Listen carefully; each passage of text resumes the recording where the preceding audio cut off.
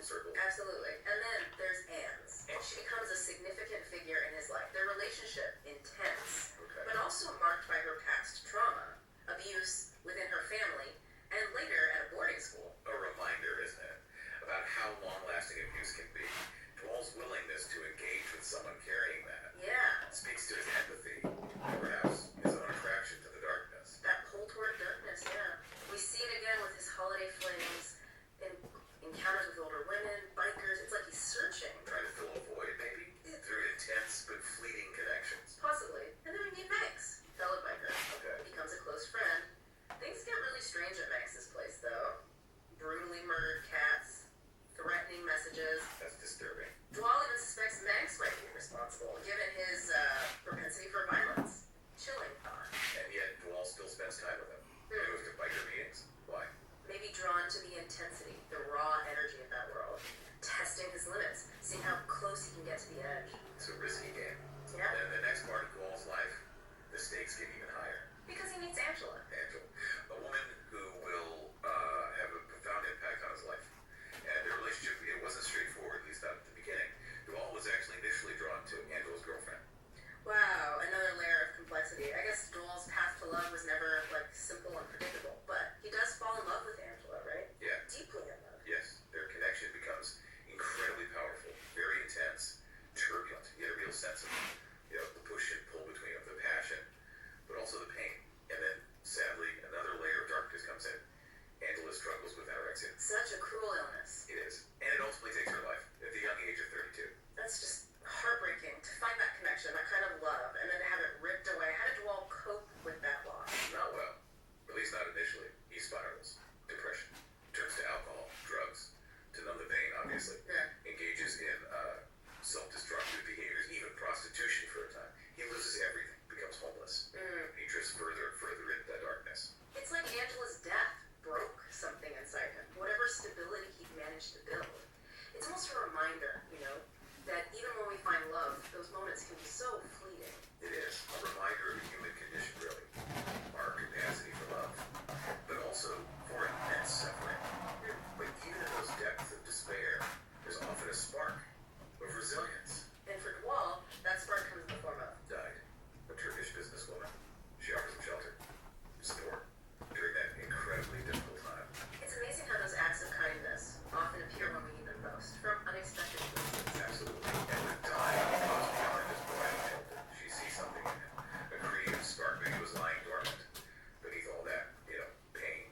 She encourages him to explore his artistic talents. And that leads to a discovery. Dwal, he has a natural gift for painting. It's amazing how such a profound talent emerges from such a young time. It's almost like the act of creation itself became a lifeline. I think painting, a way to channel that pain, that grief, into something beautiful, something meaningful. And his journey into art takes an unexpected turn. He's offered a place at this prestigious art school, Right. but he decides against it. He felt the need to develop his own style, his own voice, outside the constraints of formal training. I can see that. There's that streak of rebellion in him. So how does his career take off? Well, Di plays a big role. With her support, he has his first exhibition. It's a success, critical acclaim, establishes him as a rising star. Wow. Quite a turnaround. They even travel to Turkey together. He experiences, a period of luxury, artistic exploration, a world away from the darkness. Sounds like a fairy tale ending. Not quite. Even with this success, Dwal isn't at peace. There's this unhappiness lingering beneath the surface. Something still missing. He parts ways with Di eventually. And then he receives some unsettling news about a boy he and Angela had tried to help. This boy that had shown kindness. He ends up murdering his neighbor. That's a tough one. It's a reminder. We can have the best intentions, but we can't control the outcome. How did that news affect Dwal? Another layer of tragedy underscores that interplay of light and darkness, which seems to define his journey. So even as his artistic star rises, his personal life still turbulent.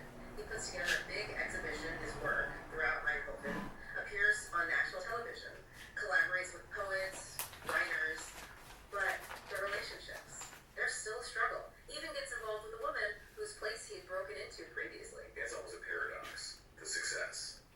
But he can't seem to escape those patterns of behavior. That caused him so much pain. Do you think his art is a way to escape that? Or is it more like a confrontation with it? That's the question, isn't it?